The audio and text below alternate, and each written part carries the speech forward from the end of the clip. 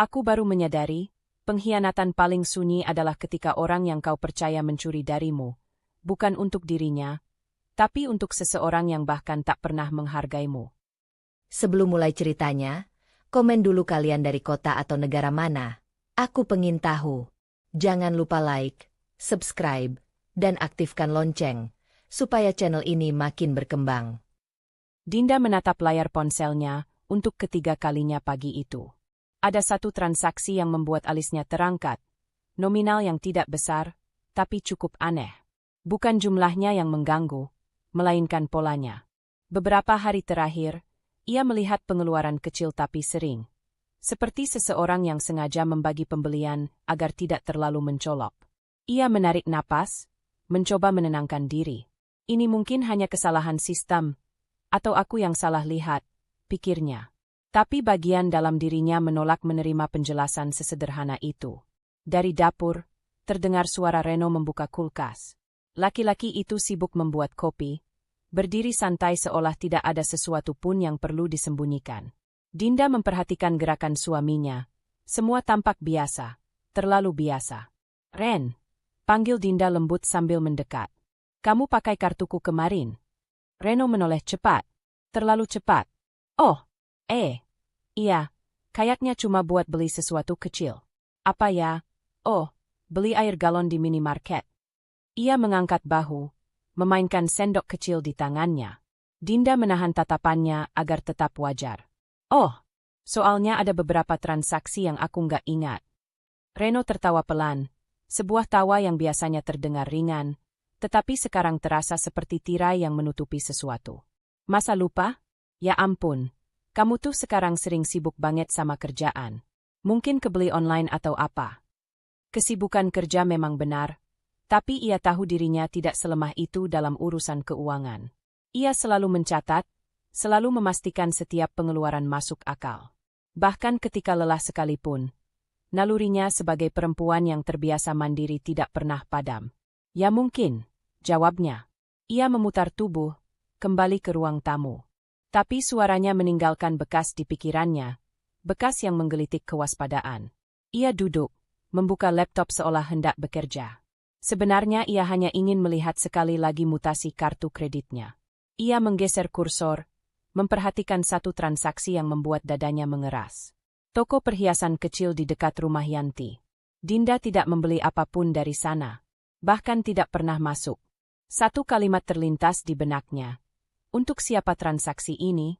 Dari balik bahunya, Reno muncul dengan secangkir kopi. "Kamu nggak berangkat lebih pagi hari ini?" "Baru pukul 7. Tapi biasanya Dinda sudah siap. Hari itu ia merasa perlu melambat. "Nanti, lagi lihat jadwal meeting." Reno mengangguk, seolah tidak peduli. Padahal Dinda bisa merasakan gelombang kegugupan kecil dari nada suaranya. Tidak besar, tetapi cukup untuk membuat radar Dinda bekerja. Beberapa menit setelah Reno pergi ke kamar mandi, Dinda memeriksa mutasi sekali lagi. Transaksi dari toko perhiasan itu bukan satu-satunya. Ada juga dari toko kue favorit Yanti, dan salon langganannya. Semua terletak di sekitar rumah ibu mertuanya. Hatinya mencelos sedikit. Ia tidak ingin buru-buru menuduh. Namun fakta-faktanya mulai menyusun diri seperti serpihan puzzle yang bergerak sendiri. Ketika Reno keluar dari kamar mandi, rambut masih basah, ia bertanya santai, "Nanti sore ke rumah Mama sebentar, ya?" Dada Dinda berubah dingin. "Sebentar?" "Iya. Mama minta bantuan kecil." "Nggak lama kok." Dinda menatapnya, mencoba membaca ekspresi di wajah Reno. Ada ketergesaan kecil. Ada ketegangan yang ia sembunyikan di balik senyum manis. "Bantuan apa?" tanya Dinda. Lembut, tapi tajam. "Oh, itu. Mama mau titip bayar sesuatu dulu. Dia lupa narik uang, ya aku bantu transfer." Reno menelan ludah. "Tenang kok, nggak pakai uangmu." Entah kenapa, penjelasan itu justru memperkuat kecurigaan. Dinda merasakan gelombang dingin merayap di punggungnya. Gumamnya sambil tersenyum kecil. "Baguslah kalau enggak." Reno berusaha tampak tenang. Tapi Dinda mengenalnya terlalu lama. Laki-laki itu menjadi mudah gelisah ketika menyembunyikan sesuatu. Tangannya mengusap tengkuk terlalu sering. Matanya berkedip lebih cepat. Saat Reno pergi mengambil tas kerjanya, Dinda berdiri pelan, berjalan ke dekat pintu. Dari sana ia bisa melihat pantulan Reno di cermin ruang keluarga. Laki-laki itu mengamati dirinya sendiri, seolah memastikan wajahnya tidak memancarkan kesalahan. Dinda tidak marah, tidak tersinggung, tidak pula terluka. Yang ia rasakan justru kejernihan. Seperti seseorang baru menyalakan lampu di ruangan gelap, dan ia akhirnya melihat bentuk-bentuk samar itu berubah menjadi kenyataan yang jelas. Reno pakai kartuku untuk Yanti. Hanya itu kesimpulan sementara yang ia izinkan. Tidak lebih, tidak kurang. Ketika Reno berpamitan, Dinda tersenyum lembut seperti biasa. Hati-hati. Pintu tertutup. Kesunyian turun perlahan. Dinda duduk, menghela napas panjang. Lalu ia meraih ponselnya dan mulai mencatat setiap transaksi mencurigakan. Bukan karena ingin ribut, melainkan karena ia perlu tahu kebenaran, tanpa emosi, tanpa prasangka. Setiap angka, setiap tanggal, setiap lokasi. Dari balik ketenangannya, muncul sesuatu yang lebih kuat, tekad. Jika Reno dan Yanti bermain diam-diam, maka ia pun bisa bermain lebih tenang, lebih cerdas, dan lebih rapi. Dan pagi itu, kecurigaan kecil berubah menjadi awal dari sesuatu yang jauh lebih besar. Begitu Reno berangkat kerja, Dinda tidak langsung mulai menyiapkan diri seperti biasanya. Ia duduk tenang di ruang keluarga, menatap meja yang ditemani secangkir teh yang masih hangat. Pikirannya tidak berlari-lari, justru sangat teratur, seperti seseorang yang diam-diam menyiapkan panggung untuk menyingkap sesuatu yang telah lama bersembunyi. Ia membuka laptop. Mutasi kartu kredit terpampang jelas, baris demi baris. Transaksi kecil, berulang, tersusun seperti jejak kaki seseorang yang terlalu percaya diri. Dinda menarik napas panjang. Ia bukan tipe perempuan yang gegabah. Jika ingin membuka tabir, ia harus bergerak rapi, tidak terlalu cepat, tapi tidak boleh lambat juga. Reno bukan orang yang pandai menyembunyikan sesuatu. Namun Yanti, itu lain cerita. Yanti bisa membuat hal kecil tampak seperti tidak berarti, sementara sebenarnya penuh maksud. Dengan tangan stabil, Dinda mulai mengetik di dokumen baru. Tanggal, nominal, lokasi transaksi. Ia menambahkan catatan kecil seperti salon dekat rumah Yanti, atau toko kue favorit Yanti. Pembelian 5 kali dalam seminggu. Semua itu tidak mungkin dilakukan Dinda sendiri. Ia bahkan tidak suka kue terlalu manis, dan tidak pernah ke salon itu. Saat mencatat, ada sesak kecil di dada, bukan karena tersakiti. Lebih pada kesadaran bahwa ia sedang menyingkap sesuatu yang akan mengubah banyak hal. Tapi ia tetap fokus. Ketelitian adalah kekuatannya. Setelah merapikan daftar tersebut, Dinda memutuskan untuk melihat lebih dalam. Ia mengambil ponsel, membuka aplikasi Maps, lalu menandai lokasi setiap transaksi. Semuanya mengarah pada area yang sama, lingkaran kecil yang berpusat pada rumah Yanti. Konsisten sekali, gumamnya lirih. Ia meraih tas kecil, mengambil kunci mobil, lalu berhenti. Mencari tahu bukan berarti harus terburu-buru turun ke lapangan, pikirnya. Ia menaruh kunci kembali. Ia tahu dirinya harus berhati-hati. Jika Reno atau Yanti mengetahui kecurigaannya terlalu cepat, mereka bisa mengubah pola atau memutar balik keadaan. Dinda berdiri, berjalan menuju dapur untuk mengambil air minum. Saat menutup kulkas, ponselnya berbunyi. Pesan dari Reno. Reno, sayang, nanti sore aku telat pulang. Ada meeting tambahan. Dinda menatap pesan itu. Pola seperti ini sering muncul setiap kali Yanti meminta sesuatu pada Reno, sehingga Reno menggunakan alasan, meeting, untuk meluangkan waktu singkat ke rumah ibunya. Meeting, ya? Dinda tersenyum kecil, lalu membalas singkat. Dinda, oke, hati-hati. Jawaban netral, tidak mencurigakan, tidak berubah dari biasanya. Ia kembali ke meja, membuka catatannya. Hatinya cemas, tapi pikirannya strategis. Perpaduan yang justru membuatnya semakin tajam dalam mengamati. Ia memutar ulang percakapan pagi tadi, gerak tubuh Reno, cara suaminya menghindari tatapan ketika ia bertanya tentang kartu kredit. Detail itu, meski kecil, membentuk gambaran yang cukup jelas. Setelah memastikan semua transaksi sudah tercatat rapi, Dinda mengambil langkah berikutnya, menghubungi bank. Tentu saja bukan untuk memblokir, itu masih jauh. Kali ini hanya memastikan rincian transaksi. Ia menghubungi customer service tanpa menyebut bahwa dirinya curiga. Suaranya lembut, profesional, seperti klien yang hanya ingin memastikan pembelian. Betul, Bu Dinda. Transaksi tersebut dilakukan dengan kartu utama Anda. Suara petugas bank menjawab. Apakah ada catatan lokasi atau perangkat yang digunakan saat transaksi online? Tanya Dinda. Ada beberapa yang online, beberapa langsung di merchant, Bu. Tidak terlihat kejanggalan dari sisi sistem.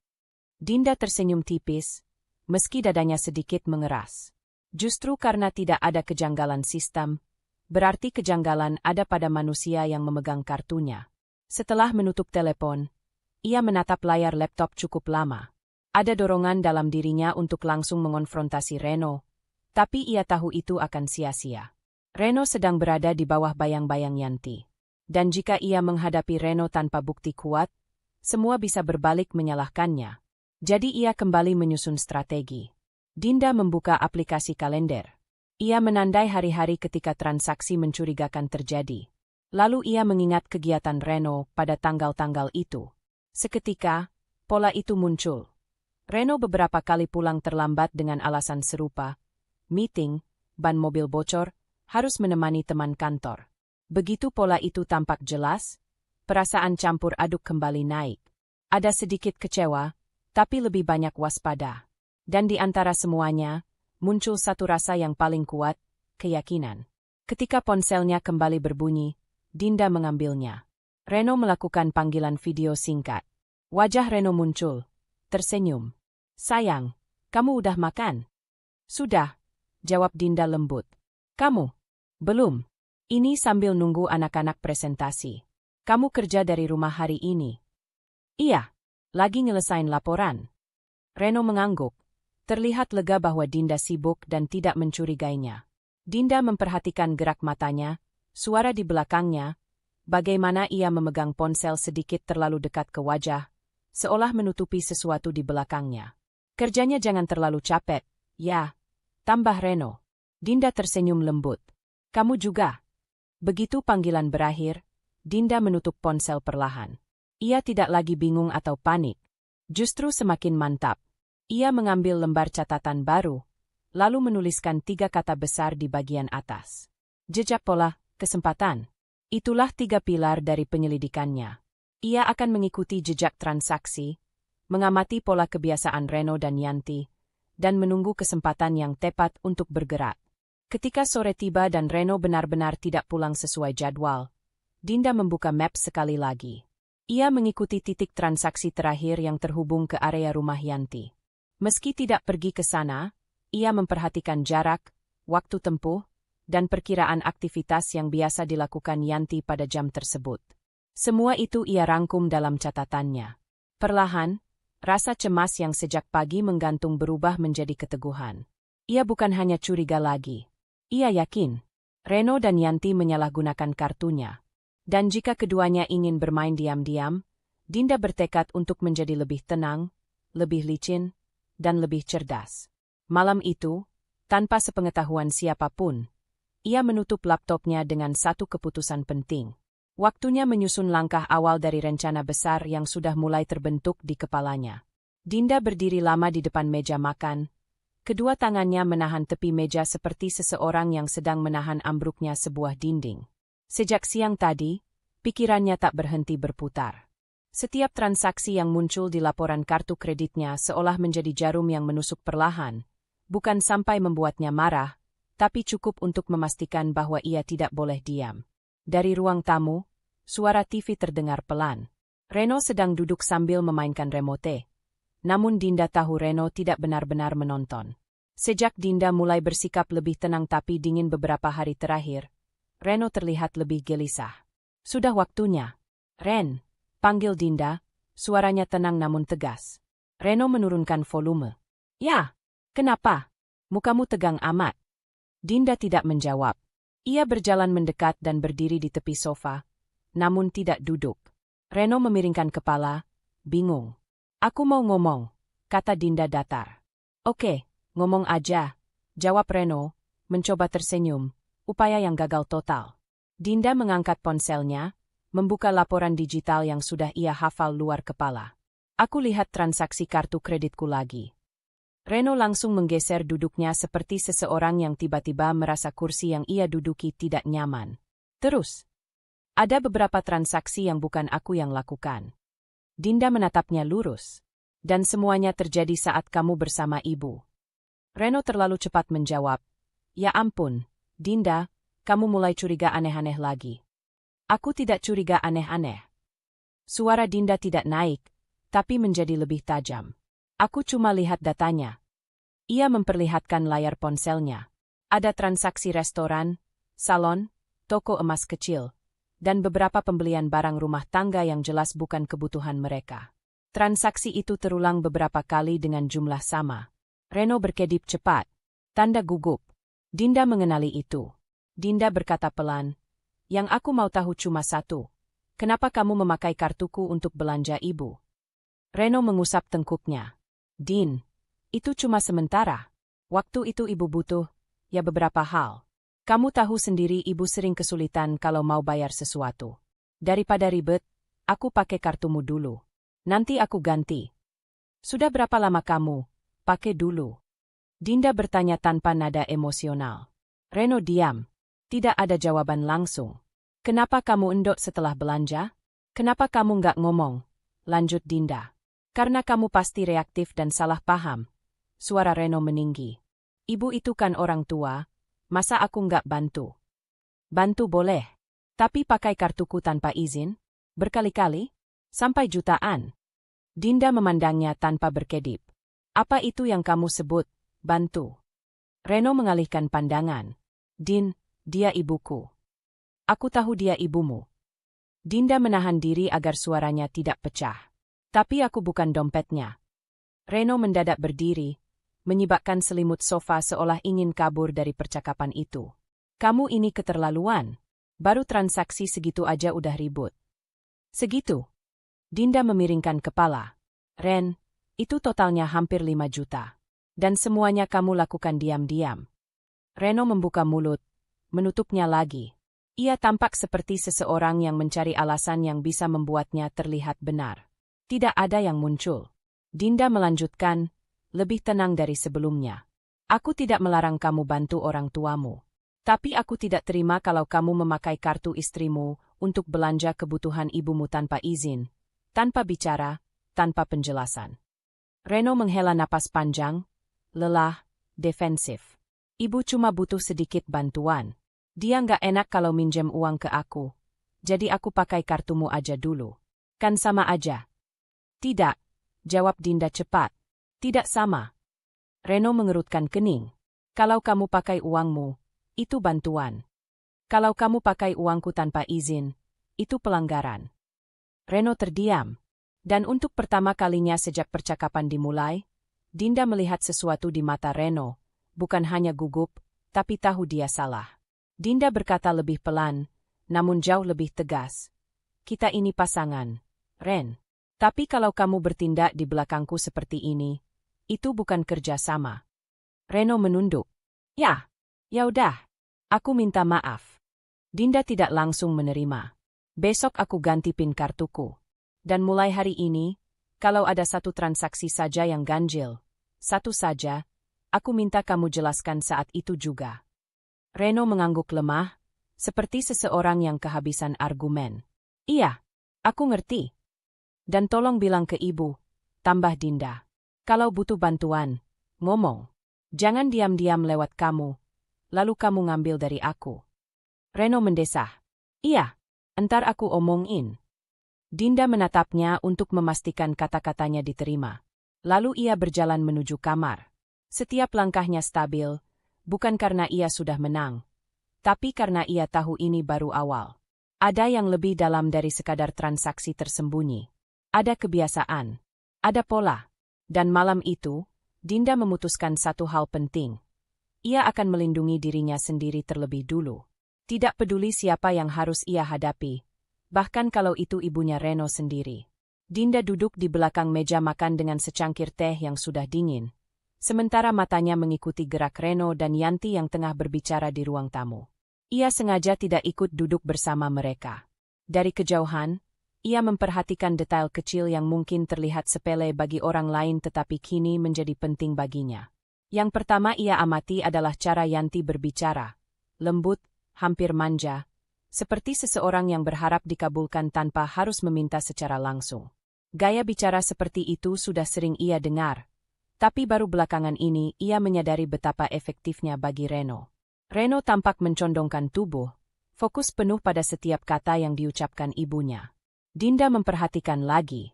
Setiap kali Yanti menyebut sesuatu yang dia inginkan, ia tidak menyampaikan dalam bentuk permintaan, melainkan dikeluhkan. Aduh, kalau aja ibu punya blender yang bagus, pasti bisa bikin jus buat kamu tiap kamu main. Atau, ibu capek banget kalau naik angkot. Tapi ya sudahlah, ibu nggak mau ngerepotin.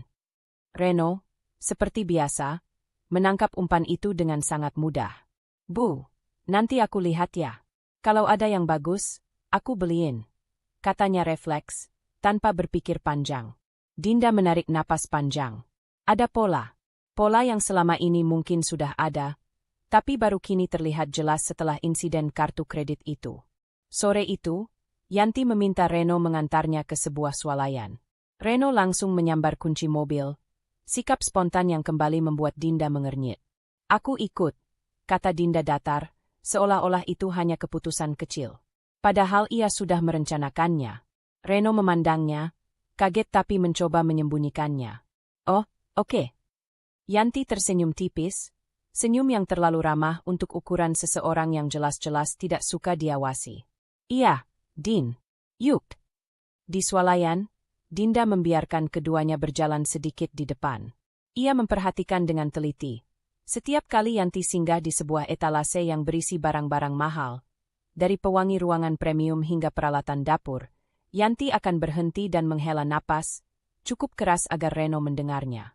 Begitu Reno menoleh, Yanti akan menggeleng pelan seolah menolak perhatian, lalu menatap barang itu sekali lagi. Dan benar saja, Reno langsung meraih barang tersebut. Bu, ini kamu mau kan? Aduh, nggak usah, Ren, jawab Yanti dengan nada yang tidak sedikit pun terdengar menolak. Dinda memperhatikan dari belakang, tidak menyela. Hanya mencatat dalam hati. Pola kedua, Yanti tidak meminta, tapi mengarahkan. Pola ketiga, Reno terlalu mudah merasa bertanggung jawab. Saat mereka berjalan menuju kasir, Dinda mempercepat langkahnya. Nanti aku yang bayar, kata Dinda tanpa nada marah, tapi cukup jelas membuat Reno menghentikan langkah. Din, enggak usah. Biar aku aja, sahut Reno panik. Enggak, aku cuma mau lihat prosesnya. Yanti menatap Dinda seperti seseorang yang merasa rencananya terganggu. Senyum ramahnya menghilang sebentar, sepersekian detik. Cukup untuk membuat Dinda yakin bahwa ia melihat sisi lain dari ibu mertuanya. Barang-barang itu tidak ia bayar. Dinda berdiri di samping kasir sambil melihat Reno merogoh dompetnya dengan gelisah. Tidak ada kartu Dinda di sana. Tentu saja. Dinda menatap Reno singkat, lalu menoleh ke Yanti. Bu, kalau ada yang ibu butuh, bilang sama aku. Aku bisa bantu. Tapi tolong jangan pakai cara seperti ini. Yanti tersenyum.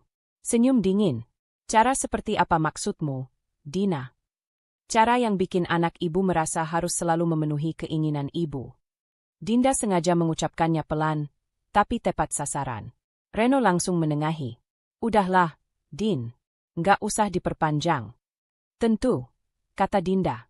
Aku cuma mengamati. Malam itu, Dinda duduk di depan laptopnya.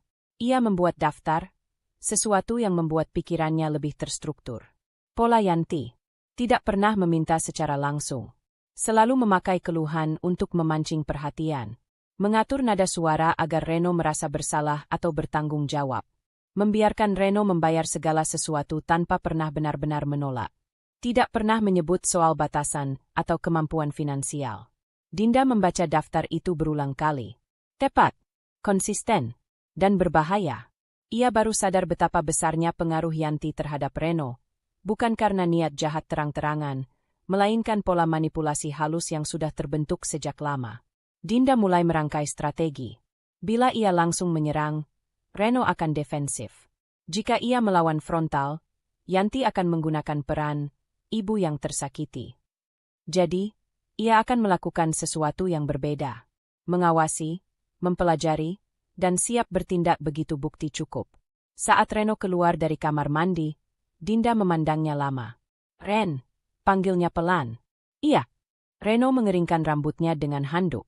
"Aku cuma mau bilang, aku perhatiin semuanya." Reno menghentikan gerakan tangannya. "Maksudmu? Pola? Kebiasaan? Caramu? Caranya? Semua yang selama ini aku anggap biasa." Reno tampak kebingungan, dan itu yang membuat Dinda semakin yakin bahwa ia berada di jalur yang benar. Reno bahkan tidak sadar sedang dimanipulasi. "Aku cuma minta satu," lanjut Dinda. "Jangan buat keputusan keuangan tanpa bicara dulu sama aku." Reno mengangguk pelan. "Iya, oke." Dinda mengamati ekspresinya. Bingung, gelisah, dan sedikit tersinggung. Tapi itu tidak masalah. Ia tidak butuh Reno paham sekarang. Ia hanya butuh melihat lebih jelas. Dan malam itu, Dinda menutup buku catatannya dengan satu kesimpulan yang kuat. Jika Yanti membentuk pola, maka Dinda akan membentuk strategi. Permainan halus sudah dimulai. Dan kali ini, Dinda tidak berniat kalah. Dinda duduk di ruang kerjanya dengan laptop terbuka. Namun bukan pekerjaan kantor yang memenuhi pikirannya malam itu. Ia menatap layar kosong pada dokumen baru, mengetik beberapa poin, lalu menghapusnya lagi. Ia merasa jantungnya berdetak sedikit lebih cepat dari biasanya. Bukan karena takut, tapi karena ia tahu langkah yang akan ia ambil mungkin tidak bisa dibatalkan. Satu kalimat pengingat berputar di kepalanya. Reno dan Yanti sudah beberapa kali memakai kartunya tanpa izin. Itu cukup untuk membenarkan strategi yang kini ia susun. Dinda memijat pelipisnya sejenak, lalu menarik napas panjang. Ia membuka kembali bukti transaksi yang sudah ia simpan. Tangkapan layar, tanggal, jam, nominal, lokasi. Ia mengatur semuanya dengan rapi dalam satu folder khusus. Jika suatu hari Reno mempertanyakan tindakannya, ia ingin menunjukkan bukti yang tak terbantahkan. Tapi rencana ini bukan hanya tentang bukti. Ini tentang perlindungan. Dan untuk pertama kalinya, Dinda menyadari bahwa perlindungan terhadap dirinya sendiri harus dimulai dari keuangan. Ia mengetik dengan rapi, menghubungi bank tanpa menimbulkan kecurigaan, memastikan tidak ada akses Reno ke data pribadi, membekukan kartu di momen yang tidak terduga, menyiapkan jawaban jika Reno bertanya. Dinda membaca poin-poin itu pelan. Logis, terukur, aman. Ketika Reno masuk ke ruang kerja sambil membawa 2 gelas air, Dinda cepat-cepat menutup laptopnya setengah. Reno melihat itu, dan meski ia tidak bertanya, sorot matanya menunjukkan rasa penasaran. "Capek?"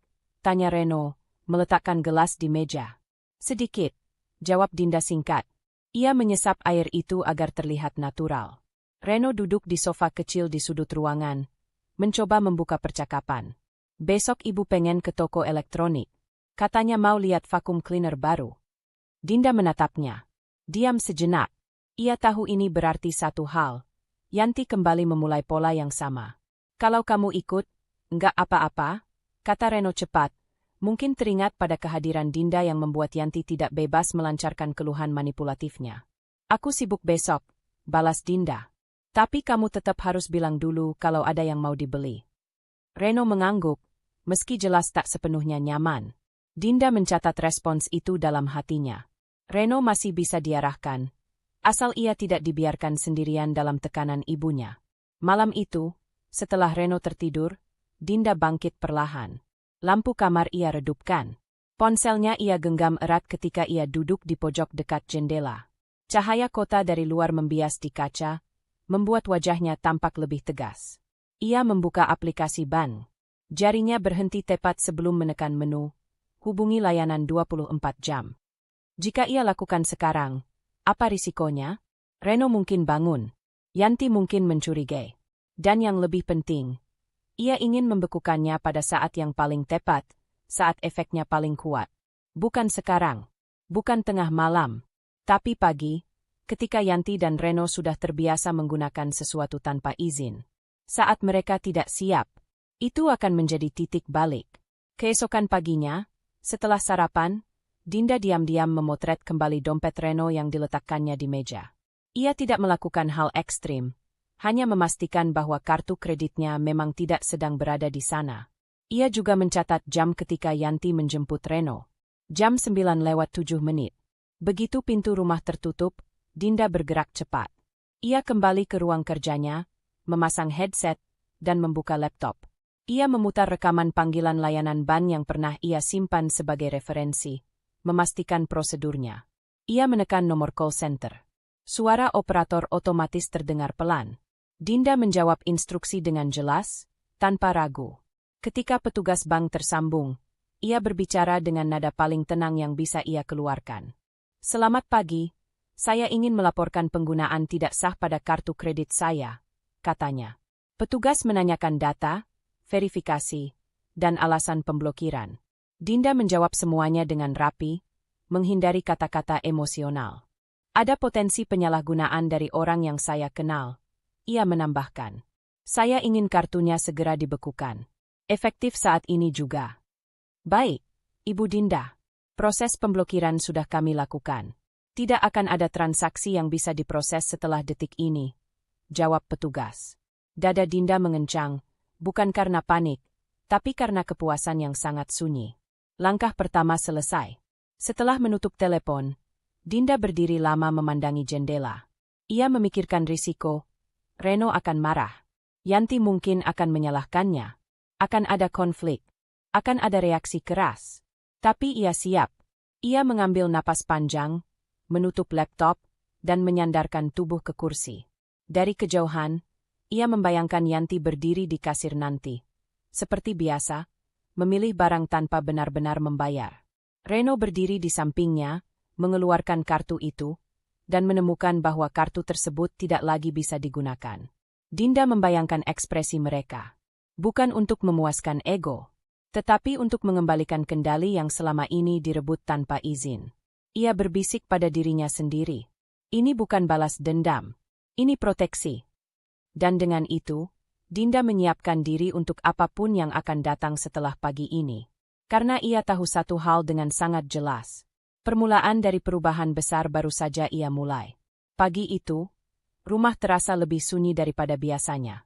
Dinda berjalan perlahan menuju dapur sambil membawa secangkir kopi yang masih mengepulkan asap tipis. Setelah pemblokiran semalam, ia tahu hari ini adalah hari pertama strateginya benar-benar diuji. Ia memeriksa ponselnya beberapa kali, memastikan email konfirmasi dari bank tetap ada di inbox. Penanda bahwa kartu kreditnya kini sepenuhnya tidak dapat digunakan. Tidak ada jalan kembali. Reno, yang baru saja bangun, melangkah gontai menuju meja makan sambil mengucek mata. "Pagi," gumamnya. "Pagi," jawab Dinda, suaranya stabil. Dinda memperhatikan setiap gerak Reno, mencoba membaca apakah ia tampak curiga atau menyadari sesuatu. Namun Reno hanya duduk, menyantap roti tanpa banyak bicara. Seolah-olah hari itu akan berjalan biasa-biasa saja. Tapi Dinda tahu, sebelum siang hari, semuanya akan berubah. Yanti datang seperti biasa. Suaranya cempreng namun dibuat-buat manis memenuhi ruang tamu. "Reno, ayo, kita ke toko sebentar. Ibu mau lihat barang yang kemarin itu," katanya. Reno langsung berdiri, mengambil jaketnya. Dinda memperhatikan interaksi itu dengan tenang. Tidak ada perubahan. Belum. Saat hendak keluar, Reno menoleh ke Dinda. "Kamu nggak ikut?" Dinda tersenyum kecil. Senyum yang tidak menunjukkan apapun. "Enggak, kamu hati-hati aja." Reno mengangguk. "Oke." Pintu tertutup. Dan saat itu, Dinda merasakan hawa dingin halus menjalari punggungnya. Bukan karena takut, tapi karena ia menunggu bagaimana dunia akan bergerak setelah ia mengubah satu titik penting di dalamnya. Begitu mobil mereka pergi, Dinda menyiapkan ponselnya di meja. Ia menaruhnya menghadap ke atas, seolah mengecek pesan penting. Ia menunggu getaran pesan atau panggilan. Jantungnya tidak berdegup cepat, namun ia merasakan ketegangan seperti orang yang sedang menonton pertandingan tanpa bisa menggerakkan apapun. Setelah 20 menit, bunyi notifikasi pertama muncul. Dinda meraihnya cepat. Bukan dari Reno atau Yanti, tapi dari bank. Penolakan transaksi. Kartu Anda tidak dapat digunakan untuk pembelian di Merchant X. Dinda menahan senyumnya. Efeknya baru dimulai. 5 menit kemudian, ponselnya berdering. Nama Reno muncul di layar. Dinda menatapnya sebentar sebelum mengangkat. Halo, Din. Ini, kartu kamu kok ditolak? Tanya Reno tanpa basa-basi, suaranya jelas tegang. Dinda mengatur napas. Maksudnya? Tadi mau bayar vakum ibu. Kartunya ditolak 2 kali. Ada masalah apa?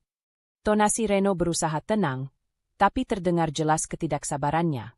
Dinda mengangkat alis, berpura-pura terkejut. Oh, mungkin kartunya kena blok otomatis. Aku pernah baca kalau bank bisa blokir kalau ada transaksi mencurigakan. Yanti terdengar di latar belakang, suaranya keluhan panjang. Aduh, Ren, gimana sih? Ibu jadi malu banget. Tadi kasir ngeliatin ibu kayak, aduh. Dinda duduk di sofa, mencondongkan tubuh sedikit ke depan, mendengarkan. Ia bisa membayangkan Yanti berdiri di kasir dengan ekspresi tersinggung. Sementara Reno berkeringat dingin mencoba memahami situasi. Reno menurunkan suara, bicara lebih pelan. Din, kamu nggak ada ngapain kan? Dinda mengatur intonasi. Ngapain? Aku aja baru tahu dari kamu. Ada jeda panjang. Reno tidak menjawab langsung. Dinda tahu ia sedang menimbang, antara percaya atau mencurigai. Aku hubungi bank nanti kalau pulang, kata Dinda akhirnya, lembut tapi tegas. Sekarang kamu lanjutin aja dulu sama ibu. Reno menghela napas panjang. Iya, ya sudah. Sebelum telepon ditutup, suara Yanti kembali terdengar lebih jelas. Ren, kamu kalau urusan beginian tuh jangan nyusahin. Masa ibu mau beli barang kecil aja nggak bisa? Dinda memejamkan mata sejenak. Kecil? Vakum cleaner jutaan rupiah? Ia mencatat satu hal lagi dalam hati. Yanti selalu memperkecil nilai keinginannya sendiri agar terlihat wajar, padahal tidak. Setelah telepon berakhir, Dinda bangkit berdiri. Ia merapikan meja makan, menyalakan diffuser, dan mencoba melakukan hal normal. Tapi pikirannya tetap fokus pada rencana besar di balik semua itu. Ia mengambil jurnal yang ia sembunyikan di laci kedua meja kerja. Di halaman baru, ia menulis. Uji coba strategi, hari pertama. Transaksi Yanti gagal. Reno panik, tapi belum curiga. Yanti tampak terganggu. Indikasi pola manipulasi terguncang. Efek domino mulai berjalan.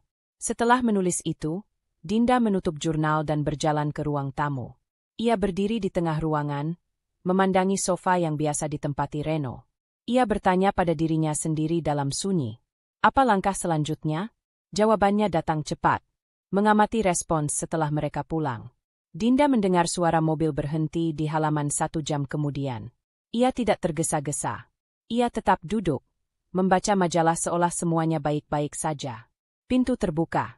Yanti masuk lebih dulu, wajahnya tampak masam, seperti seseorang yang baru saja kehilangan sesuatu yang ia yakini haknya. Reno mengikutinya, ekspresinya campuran antara bingung dan jengkel. Dinda mengangkat wajah. Gimana? Reno membuka mulut, menutupnya lagi, lalu membuka kembali. Nanti kita ngomong ya. Yanti menatap Dinda lama, seperti mencoba membaca apakah Dinda sengaja membuat mereka malu. Tatapan itu penuh kecurigaan. Dan di detik itu, Dinda tahu satu hal penting. Strateginya bekerja. Ia hanya perlu terus memainkannya dengan tenang. Karena hari ini baru pemanasan kecil. Ujian sebenarnya sedang berjalan, dan Dinda memegang seluruh kontrolnya. Dinda bangun lebih pagi dari biasanya. Matanya memang terbuka, tetapi dadanya terasa penuh, seperti ada beban yang belum menemukan tempatnya. Sejak ia mulai menjalankan rencana pemblokiran kartu, setiap detik terasa lebih tegang, lebih rawan.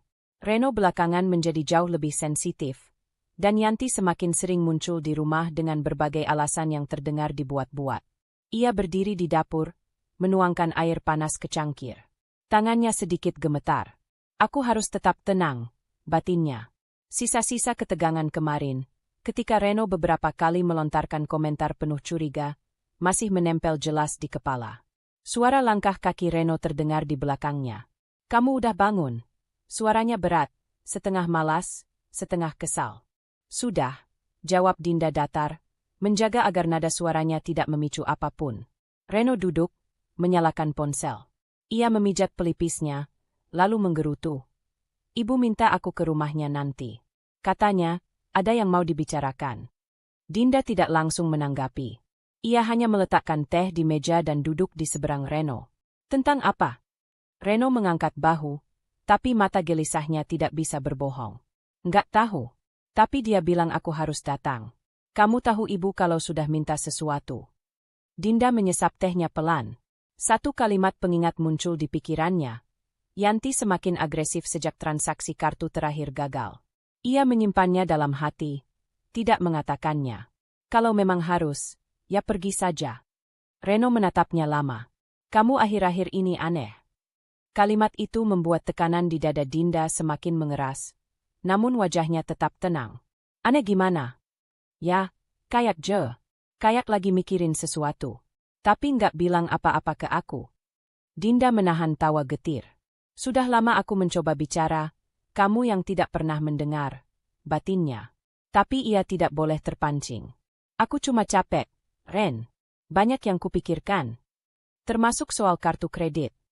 Reno menahan nada suaranya, tapi ketusnya tetap terasa. Dinda menatapnya lurus. Aku nggak bahas itu sekarang. Reno ingin membalas, tapi menahan. Ia bangkit dari kursi, mengambil kunci mobil. Nanti aku ke rumah ibu. Kamu mau ikut? Tidak, jawab Dinda cepat. Reno berhenti sejenak, memandangnya dengan campuran curiga dan kesal. Ya sudah. Ketika pintu tertutup, napas yang sejak tadi ditahan Dinda akhirnya keluar perlahan.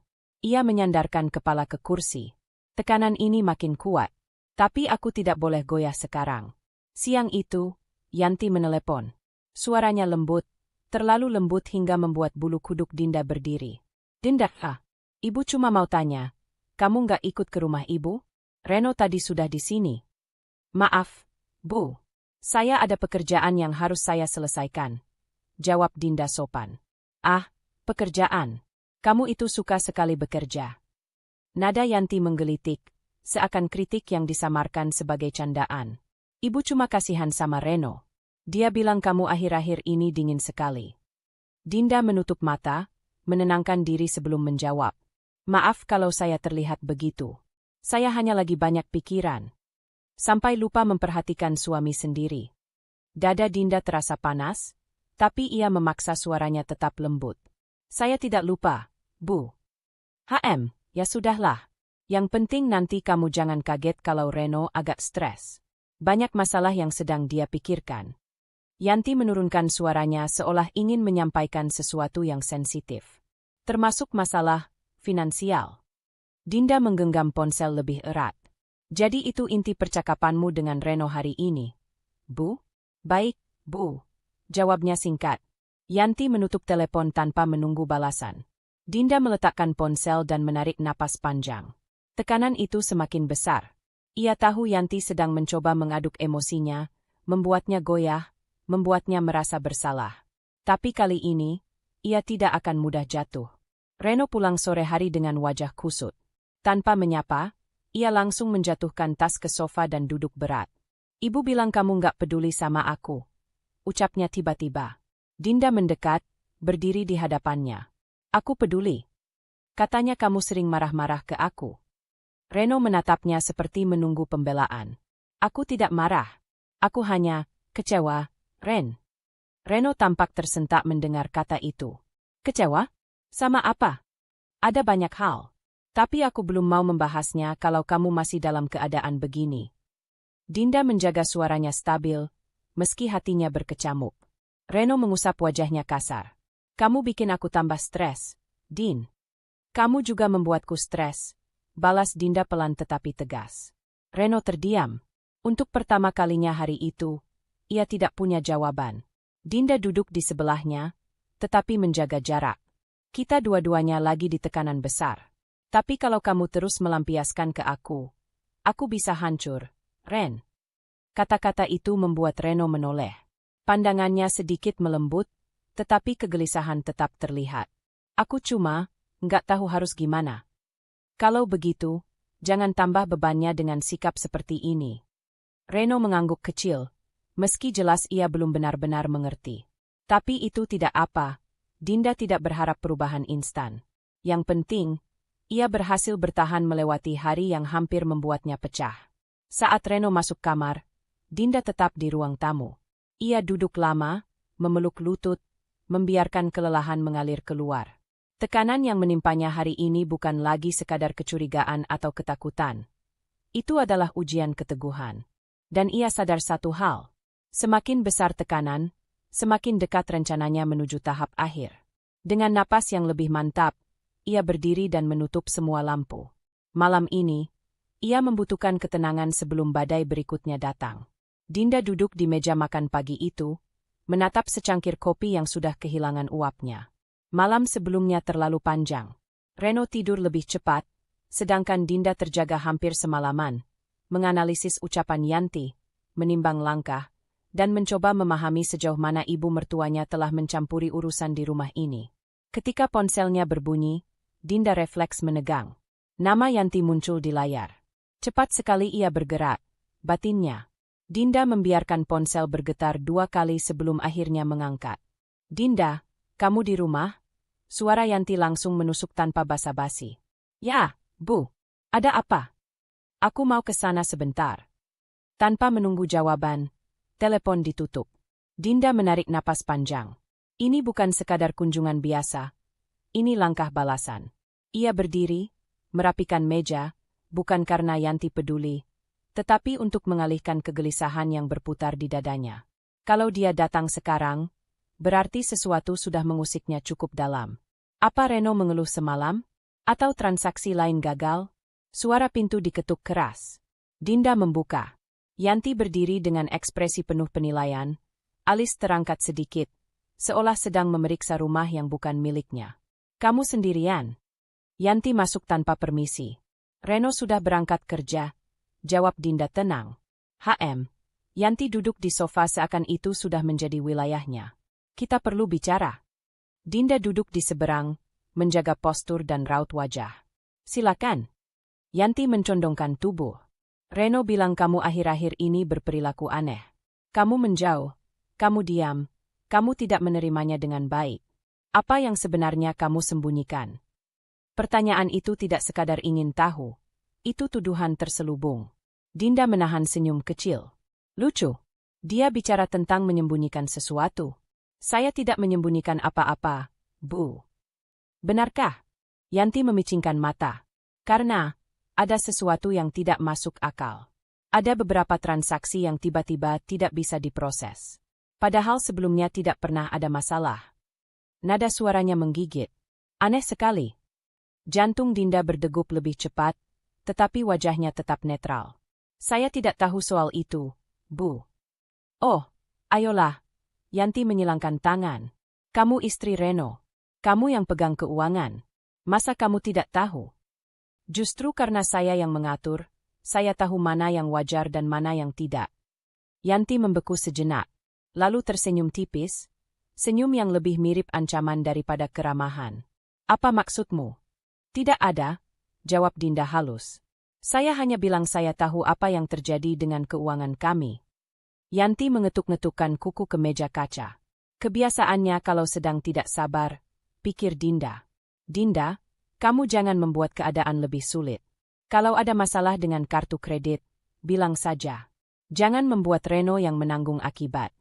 Akhirnya inti konflik itu muncul. Dinda menatap langsung ke mata Yanti. Saya tidak membuat apapun sulit. Kalau ada yang menyulitkan Reno, itu bukan saya. Yanti terdiam sesaat, lalu wajahnya mengeras. Kamu menuduh saya. Saya tidak menuduh. Saya hanya tidak ingin disalahkan atas sesuatu yang saya tidak lakukan. Hening. Ruang tamu terasa lebih sempit daripada sebelumnya. Ketegangan menggantung seperti udara yang terlalu padat. Yanti berdiri, langkahnya lambat dan penuh tekanan. Dinda, kamu itu istri. Jangan lupa posisi. Tugasmu mendukung suamimu, bukan malah membuat dia stres. Dinda bangkit juga. Saya mendukung Reno, Bu. Tapi saya tidak akan mendukung kebiasaan siapapun yang merugikan kami. Kata, siapapun, sengaja dipilih, tidak menyebut nama, tetapi arah tuduhannya jelas.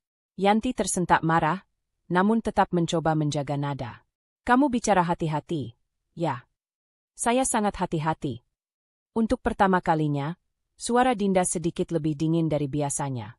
Yanti memutar badan, berjalan menuju pintu. Namun sebelum pergi, ia berhenti dan menoleh. Kalau kamu terus begini, jangan salahkan siapa-siapa kalau rumah tangga kamu nantinya kena imbas. Ucapan itu bukan nasihat, itu ancaman terbuka. Dinda menatapnya tanpa berkedip. Terima kasih, Bu, sudah mengingatkan saya. Pintu tertutup keras. Dinda berdiri beberapa saat, napasnya panjang, tetapi wajahnya tetap terkendali. Begitu Yanti benar-benar pergi dan suara langkahnya menghilang, barulah ia membiarkan tubuhnya jatuh ke sofa. Jadi dia mulai menyerang langsung. Bagus. Itu berarti dia merasa terancam. Ia mengambil ponsel, membuka catatan transaksi yang sudah ia simpan beberapa minggu. Semua bukti itu tersusun rapi, menunjukkan pola penggunaan yang semakin memaksa. Yanti bukan hanya bergantung pada Reno, ia memaksanya. Dinda menelusuri lagi satu transaksi yang muncul hari ini. Tidak ada yang baru. Tampaknya Yanti mencoba, tetapi gagal. Itu berarti pemblokiran bertahap sudah berjalan. Ketika ia menutup ponsel, ada ketukan kecil di pintu. Dinda langsung menegang, tetapi ketika dibuka, ternyata hanya paket pesanannya sendiri. Barang rumah tangga yang ia beli beberapa hari lalu. Ia membawa paket ke dalam sambil tersenyum kecil. Aku akan bertahan. Aku sudah sejauh ini. Eskalasi ini hanya membuatku lebih yakin bahwa langkahku benar. Saat ia merapikan meja, napasnya menjadi lebih stabil. Tekanan itu masih ada, tetapi kini bukan lagi beban. Itu adalah bukti bahwa rencananya sudah mulai mengguncang orang yang harus diguncang. Konflik semakin panas, dan Dinda siap menghadapinya, tanpa gentar, tanpa mundur. Reno pulang lebih cepat sore itu. Suara pintu ditutup tergesa membuat Dinda menoleh dari dapur. Begitu melihat wajah Reno yang pucat dan gelisah, ia langsung tahu sesuatu terjadi. Sesuatu yang mungkin menguntungkan rencananya. Reno melempar jaketnya ke sofa, lalu mengusap wajahnya kasar. Din, kita harus ngomong. Dinda tidak langsung menghampirinya. Ia hanya menyalakan kompor kecil, menuang air, memberi dirinya waktu untuk mengamati. Postur Reno kacau, langkahnya tidak stabil, dan ia terus menatap lantai seperti mencari jawaban. Ada yang salah, dan besar kemungkinan itu kesalahan yang membuka celah. Ada apa? Tanya Dinda tanpa nada tinggi. Reno menarik kursi dan duduk berat. Kartu kredit. Dinda melirik sekilas. Kenapa dengan kartu kredit? Ada transaksi yang aku lupa. Tapi toko itu nelpon ke kantor tadi. Reno menelan ludah. Mereka bilang aku harus konfirmasi pembelian kemarin. Katanya ada masalah dengan pembayaran. Jantung Dinda berdegup lebih cepat, bukan karena panik, melainkan karena peluang itu muncul lebih cepat dari yang ia duga. Ia mematikan kompor dan duduk di seberang Reno, wajah tetap netral. Kamu lupa beli apa? Tanyanya. Reno menggaruk kepala. Itu dia, aku nggak inget. Katanya pembelian barang kebutuhan rumah. Tapi aku nggak pernah beli begituan. Waktu aku tanya detailnya, mereka bilang tanya ke istri saja, mungkin kamu yang pakai. Dinda menahan senyum dalam hati. Toko itu kebetulan mencantumkan namaku. Atau Reno begitu panik sampai menyalahkan aku? Apapun penyebabnya, itu celah yang sangat berguna. Jadi kamu bilang ke mereka kalau aku yang belanja? Dinda menatap langsung. Reno menunduk. Aku? Iya. Aku kira kamu mungkin belanja, dan aku nggak sempet cek. Dinda merasakan kemenangan kecil menyelinap di dadanya. Pengakuan itu jelas menunjukkan Reno tergesa, tidak teliti, dan mulai terdesak. Ia membiarkan keheningan beberapa detik sebelum berbicara. Aku nggak belanja apapun kemarin. Reno menatapnya cepat. Tapi toko itu. Mereka salah nomor, atau kamu salah ingat? Dinda berkata dengan tenang, namun cukup tegas untuk memukul rasa bersalah Reno. Reno menggigit bibir. Aku udah bilang ke mereka kamu yang belanja. Dan kamu nggak konfirmasi dulu ke aku. Pertanyaan itu membuat Reno membeku, jelas merasa ditangkap basah. Kesalahan kecil, tapi dampaknya besar. Aku lagi pusing, Din. Banyak hal terjadi akhir-akhir ini. Katanya membela diri. Dinda tidak mengangkat suara. Justru karena itu, kamu harus lebih hati-hati. Reno menyandarkan kepala ke tangan. Aku tahu. Aku salah. Kesalahan itu lebih dari sekadar menyalahkan orang yang tidak bersalah. Itu menunjukkan bahwa Reno mulai kehilangan kendali, dan ketika seseorang kehilangan kendali, mereka membuat jejak-jejak yang bisa diikuti Dinda. Malamnya, Dinda duduk di ruang tamu, membuka laptop. Reno mandi, pintu kamar mandi terbuka sedikit, dan suara air mengalir. Momen yang tepat untuk bergerak. Ia membuka akun kartu kredit, akun yang masih aktif karena pemblokiran penuh belum ia lakukan. Ia hanya membatasi penggunaannya sedikit demi sedikit agar tidak langsung mencurigakan. Transaksi yang Reno maksud muncul di layar. Dinda mengklik detailnya. Bukan toko peralatan rumah, melainkan toko hadiah mahal. Hadiah yang tidak pernah sampai ke rumah. Harga besar. Waktu transaksi dilakukan sore kemarin. Saat Reno pamit, lembur. Siapa yang sebenarnya menerima barang itu? Yanti. Dinda mengamati catatan pengiriman. Alamat tertulis, Rumah Yanti.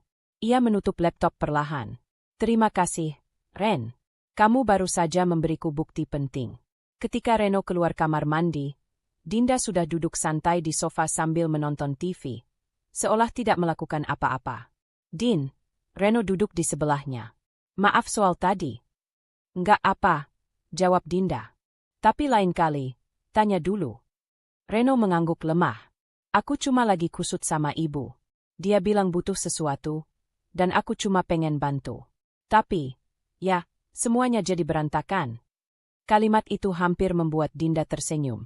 Reno tidak menyadari bahwa ia baru saja mengungkapkan lebih banyak dari yang ia maksud. Kalau kamu butuh bantuan, ngomong. Jangan ambil keputusan sendiri, apalagi soal keuangan. Dinda menekankan kata keuangan perlahan. Reno menunduk lagi. Iya. Aku ngerti. Ia tidak benar-benar mengerti, tetapi itu tidak penting. Yang penting, Dinda sekarang memiliki bukti yang lebih jelas bahwa Yanti memanfaatkan Reno, dan bahwa Reno sendiri tidak memeriksa apapun sebelum mengikuti kemauan ibunya. Kesalahan kecil, tetapi menjadi batu loncatan strategi Dinda. Ketika Reno akhirnya tertidur, Dinda tetap terjaga. Ia menatap plafon, memikirkan rencana berikutnya. Transaksi hadiah. Alamat rumah Yanti. Reno yang panik dan salah bicara. Semua ini memperkuat langkahku. Ia bangun dari tempat tidur, mengambil catatan kecil yang ia simpan di laci. Dengan pena, ia menulis ringkas. Reno mengaku menyalahkan Dinda ke toko tanpa konfirmasi. Hadiah mahal dikirim ke rumah Yanti. Reno mulai keliru membuat alibi. Eskalasi kecemasan meningkat. Dinda menutup catatan itu, menyimpannya kembali. Saat ia kembali ke tempat tidur, wajah Reno terlihat tenang dalam tidur, tidak menyimpan tanda-tanda kekacauan yang ia buat sendiri. Dinda menatap suaminya itu dengan campuran getir dan tekad. Kesalahanmu hari ini adalah pijakan baruku. Dan aku akan menggunakannya sampai akhirnya semua berada di tempat yang seharusnya. Ia memejamkan mata. Untuk pertama kalinya dalam beberapa hari, ia merasa punya keunggulan yang nyata. Konflik semakin membara, tapi jalur yang harus ia tempuh kini semakin jelas. Pagi itu langit tampak teduh, tetapi hati Dinda dipenuhi ketegasan yang tidak lagi bercampur ragu. Kesalahan Reno kemarin, membocorkan transaksi hadiah mahal yang dikirim ke rumah Yanti, telah menegaskan bahwa waktunya sudah tiba. Ia tidak bisa menunggu lebih lama. Rencana pembekuan kartu harus dieksekusi sekarang, sebelum Yanti mencoba sesuatu lagi dan Reno semakin terjebak. Reno sudah berangkat kerja dengan setengah linglung, masih membawa sisa kecemasannya dari kejadian kemarin. Dinda mengamati dari jendela hingga mobilnya benar-benar menghilang di tikungan. Begitu rumah benar-benar sunyi, ia mengambil napas panjang. Inilah saatnya. Ia menuju meja kerja kecil di pojok ruang tamu, membuka laptop pelan-pelan, seolah takut ketikan pertama akan membangunkan sesuatu yang tidur. Padahal hanya dirinya sendiri yang perlu dikendalikan. Pikirannya yang penuh antisipasi dan jantung yang berdebar cepat. Fokus. Tenang. Lakukan sesuai rencana. Pertama, ia membuka catatan terstruktur yang ia buat beberapa minggu terakhir. Semua poin tertulis rapi. Membatasi transaksi perlahan agar tidak terlihat mencurigakan. Mencatat pola penggunaan Reno dan Yanti. Menunggu momen yang tepat untuk pembekuan penuh. Menyiapkan jawaban logis jika Reno bertanya. Mengamankan email dan notifikasi agar tidak ada pemberitahuan yang jatuh ke tangan Reno. Dinda membaca ulang poin-poin itu, memastikan ia tidak melewatkan apapun. Hatinya lebih stabil daripada sebelumnya. Ketegangan masih ada, tetapi kini terkendali. Ia masuk ke akun kartu kredit melalui situs resmi bank. Kode OTP masuk ke ponselnya. Dinda langsung menghapus notifikasi setelah memasukkan kode itu ke laman bank. Tidak boleh ada jejak. Halaman utama terbuka. Dinda menatap angka-angka saldo, riwayat transaksi, dan status kartu. Semuanya terdata jelas. Ia menelusuri kembali transaksi yang mengirim hadiah ke rumah Yanti. Pengingat bahwa ini bukan sekadar soal uang, tetapi soal kendali yang harus ia rebut kembali. Ia mengklik menu blokir sementara. Tangannya sempat berhenti sejenak di atas mouse. Ini titik tanpa jalan kembali. Begitu ia menekan tombol ini, kartu tidak akan bisa dipakai, dan Yanti pasti akan bereaksi. Tapi itu bagian dari rencana. Dengan satu tarikan napas, ia menggerakkan mouse dan menekan tombol blokir. Layar memuat sebentar. Detak jantungnya mengikuti irama bar loading yang perlahan bergerak. Kemudian muncul notifikasi. Kartu berhasil diblokir sementara. Dinda memejamkan mata sejenak. Bukan untuk merayakan, tetapi memastikan dirinya tetap tenang. Ia segera membuka pengaturan notifikasi dan mematikan semua email otomatis tentang pembekuan. Ia juga menghapus riwayat halaman di browser, memastikan Reno tidak bisa menemukannya jika suatu saat memakai laptop ini. Langkah pertama selesai. Namun ini belum berakhir. Setelah menutup laptop, Dinda berdiri, berjalan mengelilingi rumah sambil memikirkan langkah berikutnya. Ia harus mempersiapkan reaksi Reno dan kemungkinan Yanti menelepon. Ia tidak boleh tampak panik. Ia harus tampak seperti istri yang tidak tahu apa-apa, tetapi cukup masuk akal ketika dimintai pendapat. Ia sudah memprediksi skenario. Yanti akan mencoba melakukan transaksi, gagal, lalu panik. Reno akan mendapat tekanan dari Yanti. Reno kemungkinan akan bertanya ke Dinda dengan nada tinggi, bingung, atau defensif. Dinda akan pura-pura kaget, lalu mengusulkan untuk menghubungi bank bersama. Saat itu, ia akan mengarahkan narasi bahwa mungkin sistem mendeteksi aktivitas tidak wajar. Semuanya telah ia susun rapi di kepala. Ketika sedang menyusun ulang cara bicara apa yang harus ia gunakan nanti, ponselnya bergetar. Sekali, 2 kali, 3 kali. Nama Yanti berkedip di layar. Lebih cepat dari perkiraan. Dinda mengangkat telepon setelah membiarkannya berdering beberapa detik. Halo, Bu. Dinda, suara Yanti terdengar penuh tekanan. Kartu kredit Reno kenapa? Ibu mau bayar sesuatu, tapi ditolak. Katanya kartunya nggak bisa dipakai. Dinda menahan senyum dalam hati. Suaranya tetap lembut, bahkan sedikit cemas. Ditolak? Kok bisa, Bu? Saya juga nggak tahu. Kamu lakukan sesuatu, ya? Suara Yanti naik. Tidak, Bu. Kamu jangan bohong. Saya tidak bohong, Bu. Jawab Dinda tegas tapi tetap sopan. Kalau mau, nanti saya coba cek dari sisi saya. Mungkin sistem bank yang bermasalah.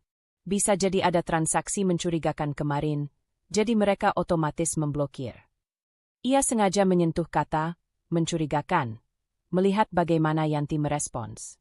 Yanti terdiam sesaat, lalu terdengar gusar. Transaksi mencurigakan apa? Ibu cuma mau beli barang kecil. Kartunya harusnya bisa. Ya, Bu. Itu maksud saya. Bank kadang salah membaca. Nanti saya cek, ya. Yanti tidak menjawab, hanya menutup telepon dengan napas keras yang hampir seperti desisan. Dinda menurunkan ponselnya perlahan. Pancingan berhasil. Sekarang tinggal menunggu Reno. Ia duduk di sofa, membiarkan waktu berjalan. 5 menit, 10 menit, 20 menit. Lalu ponselnya kembali bergetar. Reno. Dinda menarik napas pelan sebelum mengangkat. Halo, Din. Ibu barusan teriak-teriak ke aku. Katanya kartunya nggak bisa dipakai. Aku juga baru dengar dari beliau. Jawab Dinda dengan nada prihatin. Kamu mau aku cek? Aku nggak tahu, Din. Kenapa bisa gini? Kamu pakai kartunya. Dinda sengaja berhenti sejenak sebelum menjawab. Enggak, Ren. Aku nggak pakai. Reno terdengar frustrasi. Tolong cek sekarang. Aku pusing banget. Ibu marah besar. Baik, jawab Dinda lembut. Aku cek, ya. Kalau sistem bank yang blokir otomatis, kita bisa urus. Dinda merasa sesuatu mengalir turun dari bahunya, beban yang perlahan lepas. Sekarang ia memegang semua tali kendali. Reaksi Yanti bisa ditebak. Reno panik. Dan ia berada tepat di tengah, memegang arah permainan. Ia menutup telepon, berdiri, dan melihat pantulan dirinya di kaca jendela. Matanya terlihat sedikit lebih tajam, lebih mantap. Ini bukan lagi sekadar pertahanan. Ini langkah penyerangan yang halus, rapi, dan tidak bisa dibantah. Ia mengambil laptop sekali lagi, bukan untuk membuka blokiran, tetapi untuk memastikan semuanya aman. Setelah itu, ia menutupnya perlahan dan berjalan ke kamar, menyiapkan diri untuk menghadapi badai berikutnya. Dengan hati yang tetap tenang, ia berbisik dalam hati. Kartunya sudah beku. Berikutnya, mereka yang akan membeku. Dinda sudah menduga hari itu akan datang. Hari ketika Reno mulai menyadari ada sesuatu yang tidak berjalan semestinya. Sejak pemblokiran kartu kredit dilakukan semalam, ia bersiap menghadapi segala kemungkinan. Bukan dengan panik atau takut, tetapi dengan ketenangan yang dihimpun dari kesabaran berbulan-bulan. Pagi itu, suasana rumah terlihat biasa saja. Reno duduk di meja makan dengan wajah kusut, rambut acak-acakan seolah tak tidur nyenyak. Dinda memperhatikannya sambil menyiapkan sarapan, pura-pura tidak menyadari kecemasan yang membayangi suaminya. "Din," panggil Reno datar. "Ya." Dinda membalas dengan nada yang netral, seolah hanya bertanya hal kecil. Reno menghela napas panjang sebelum berbicara. "Kartu kreditku, itu, kayaknya bermasalah. Aku coba pakai tadi malam buat bayar sesuatu, tapi ditolak." Dinda memutar badan perlahan, menahan senyum kecil yang hampir muncul. "Ditolak? Kenapa? Aku nggak tahu."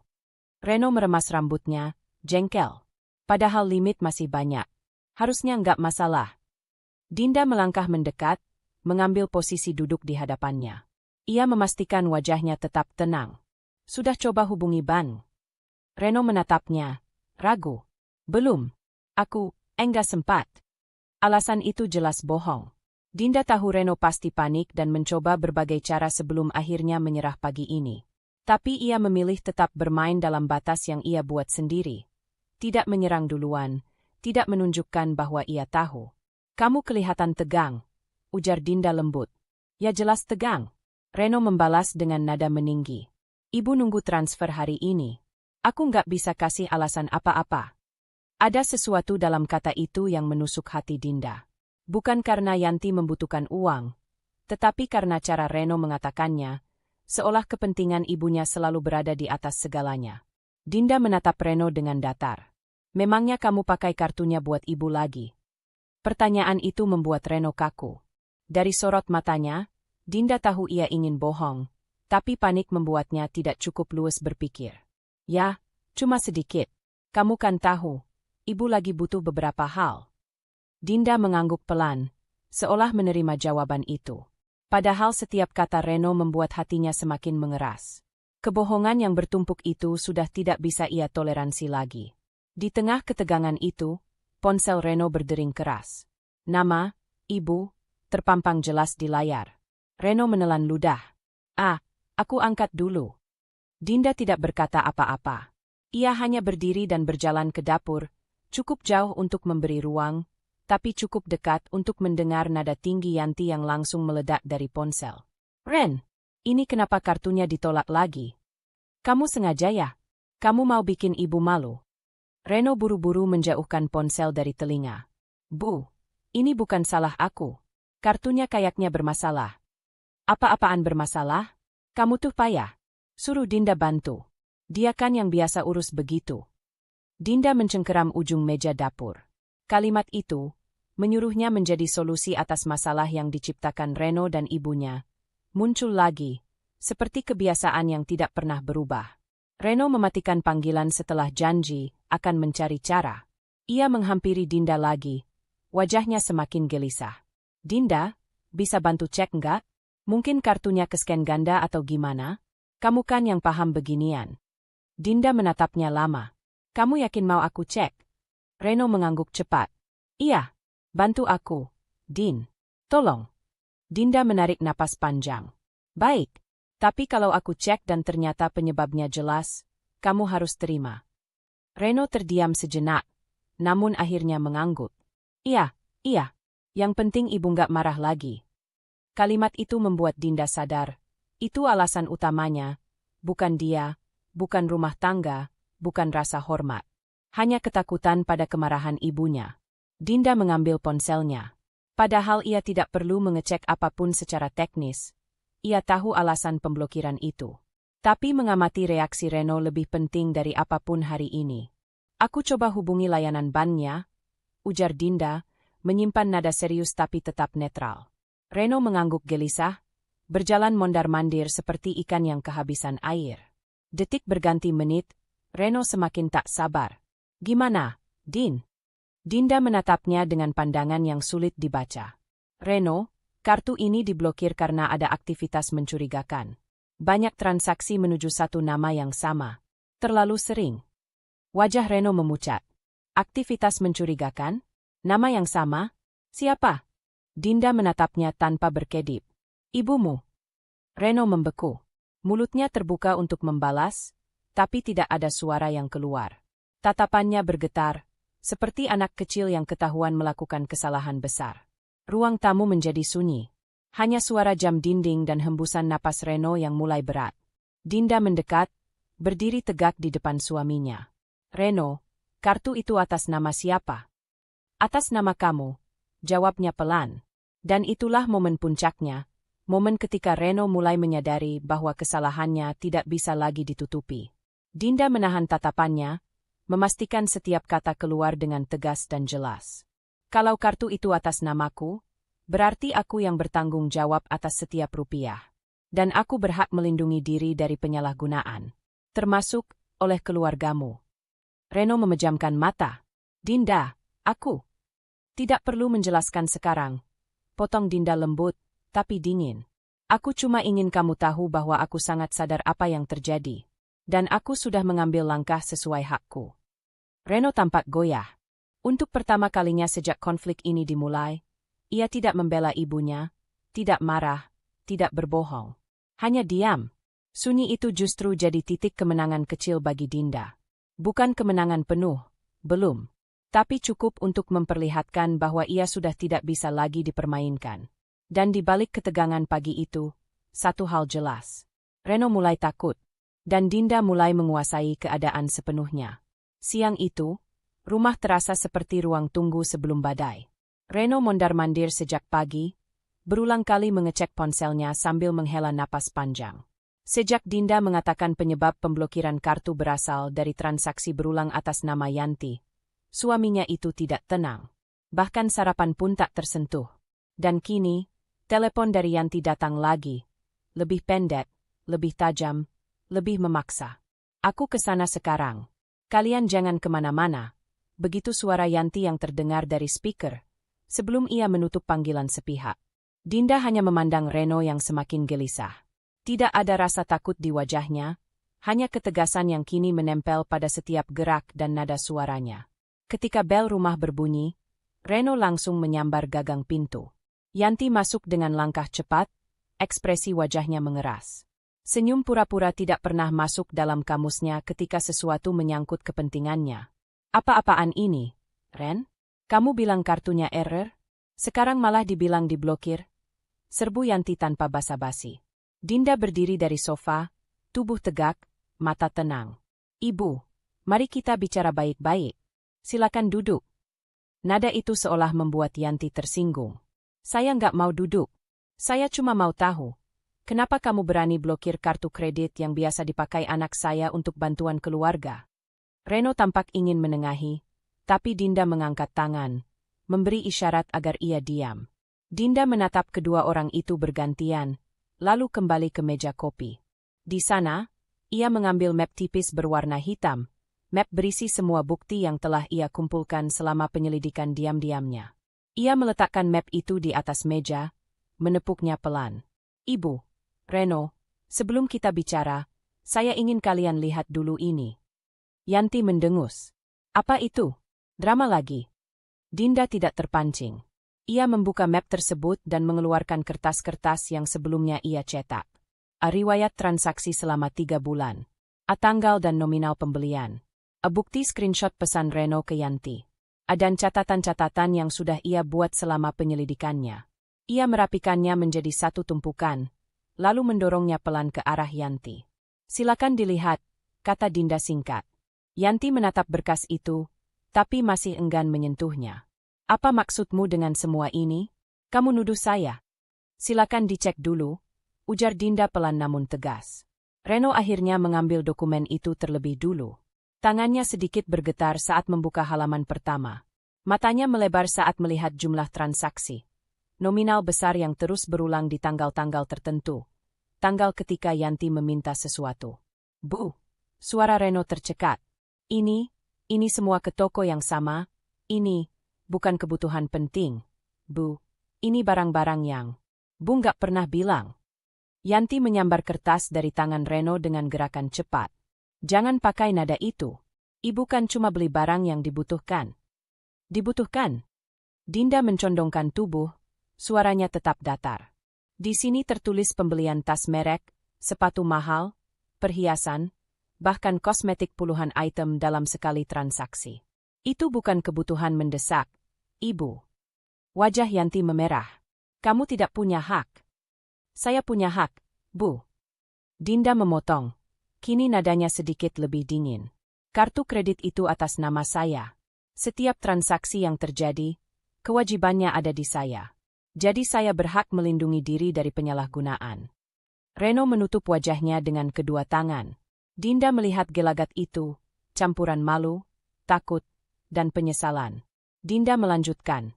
Dan Reno, kamu menggunakan kartu saya tanpa izin, berkali-kali. Bahkan setelah saya bilang untuk berhenti. Reno menatap Dinda, suaranya hampir berbisik. Dinda, aku cuma nggak mau ibu kesulitan. Kesulitan? Dinda mengulang dengan nada datar. Atau kamu takut dimarahi? Reno gugup. Yanti langsung menyambar, menutupi pembelaan diri anaknya. Kalau dia takut sama saya, itu karena dia menghormati saya. Tidak, Ibu. Dinda balas menatap tanpa menurunkan pandangan. Itu bukan hormat. Itu tekanan. Keheningan tiba-tiba turun. Yanti terpaku. Wajahnya seperti tidak percaya ada yang berani berbicara begitu padanya. Dinda mengambil kertas terakhir, bukti paling konkret. Riwayat pemblokiran yang menunjukkan penyebabnya adalah aktivitas mencurigakan dari penggunaan repetitif oleh pihak yang sama. Ia meletakkannya tepat di depan Yanti. Ibu, ini bukti bank. Mereka mendeteksi penyalahgunaan oleh pengguna yang tidak berwenang. Itu sebabnya kartu diblokir. Bukan karena kesalahan sistem, bukan karena saya ingin memutus bantuan, tapi karena transaksi yang ibu lakukan terlalu mencurigakan untuk bank. Reno mengusap wajahnya. Bu, tolong lihat ini. Tetapi Yanti justru melempar kertas itu ke meja. Kalian memang kompak mau mempermalukan saya. Kamu, Ren, kamu mau istrimu ngatur hidupmu terus. Bu, cukup. Suara Reno naik sedikit. Dinda terkejut. Ini pertama kalinya ia mendengar Reno membentak ibunya. Ibu nggak bisa terus-terusan begini. Kartu itu bukan punya kita. Yanti terdiam, terkejut, namun masih tidak mau kalah. Jadi kamu pilih dia daripada ibumu sendiri. Reno memejamkan mata. Ini bukan soal memilih. Ini soal salah dan benar. Dinda menatap keduanya, lalu berdiri tegak. Mulai hari ini, saya menetapkan satu aturan jelas. Tidak ada lagi penggunaan kartu saya tanpa izin. Tidak ada lagi transfer diam-diam. Tidak ada lagi tekanan keluarga. Kata-kata itu keluar dengan jelas, lembut, tapi tak bisa dibantah. Yanti menatap Dinda tajam, tetapi tidak membalas. Reno hanya tertunduk, menahan napas panjang. Dinda menutup map itu, lalu berkata dengan nada yang mengakhiri segalanya. Saya sudah cukup diam. Sekarang saya mengambil kembali kendali. Dan untuk pertama kalinya sejak konflik ini dimulai, ruang itu dipenuhi kesadaran bahwa dinamika rumah tangga telah berubah, sepenuhnya dalam kendali Dinda. Sejak konfrontasi siang itu, rumah terasa jauh lebih sunyi. Seperti dinding-dindingnya masih menyimpan gema pertengkaran antara Reno dan Yanti, tetapi kini semuanya mereda, digantikan oleh ketegangan yang tak lagi meledak, hanya mengendap dalam udara. Dinda duduk di meja makan sambil membuka laptop, mengatur ulang data pengeluaran rumah yang selama berbulan-bulan tercerabut kendalinya. Reno berdiri beberapa langkah di belakangnya. Diam, sesekali menggeser posisi kaki seolah mencari keberanian untuk bicara.